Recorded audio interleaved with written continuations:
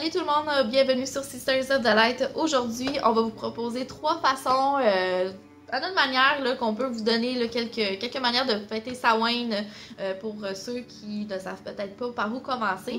On a 3 manières, dont une manière qui est quand même assez simple. C'est pour ceux qui peuvent vraiment pas faire grand-chose ou qui n'ont pas vraiment beaucoup de temps, d'argent et tout ça. La manière dont moi je fêtais Samhain avant, en fait.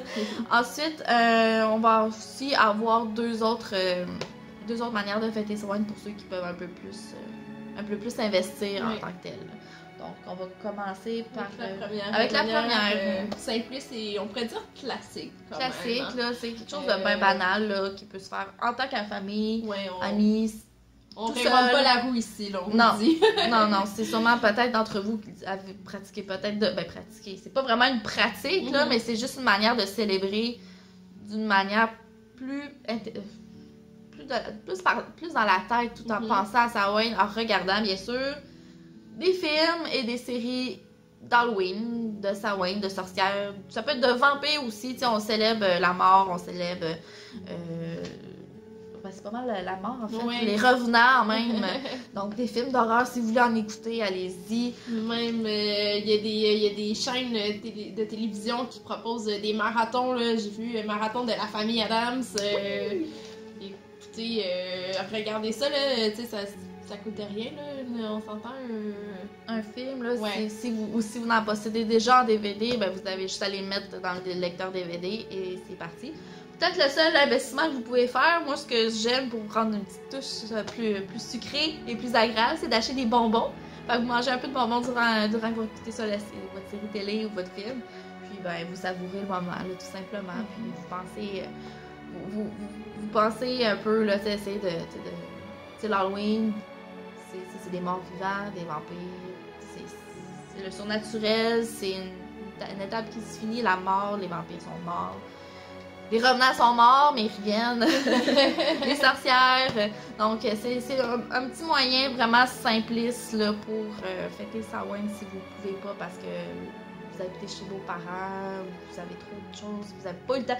Dernière minute aussi, pour ceux qui n'ont pas eu le temps de rien faire et qui n'ont absolument rien préparé aussi, ça peut être un bon moyen là, d'avoir une petite pensée pour Samhain. Cette année, en fait, l'Halloween se passe un jeudi soir aussi. Fait que, des fois, les gens travaillent ou vont à l'école le lendemain. Donc, pas vraiment le temps de préparer une grosse affaire non plus en plein fin de milieu de semaine. Là. C'est pas comme si c'était un samedi non plus, là, ou même un vendredi soir, mais c'est comme ça. Mais c'est un bon petit moyen. La notre deuxième version de comment célébrer. Dans le fond, on vous propose quelque chose de convivial. Pourquoi pas faire un bon repas avec des amis, en famille, en couple, en solo, etc. Ouais. Avec des inconnus même. Tout ce qui est possible. Un souper, un repas. Avec un chat. Ben, ou un chien. Ouais. Votre familier peut-être. Moi, ça va être avec Agathe. Donc, oui, on vous propose, faites un souper. Allez-y, dans le fond, si on peut faire... proposition là, c'est le temps des courges. Alors pourquoi pas une entrée de potage de courges, courges musquées. Oui, c'est bon. Écoutez, moi c'est mon moche chaque année, je vais dans il y a un champ là où on peut aller cueillir ses propres citrouilles et courges. Donc je vais là, à chaque fois je découvre des nouvelles courges aussi là, il y en a de toutes les couleurs. Ah ouais, ça je savais pas. Ça. Ah ouais, ouais. Ouais, à ce point-là. Ouais, il y a de la courge, il y en a de tous les formats. Fait que trouvez-vous, c'est sûr, ils font peut-être pas tous des potages, mais moi ce que j'aime c'est justement, je pogne une courge qui est un petit peu bis, que je connais pas, puis je vais voir sur internet, puis je me trouve une nouvelle recette.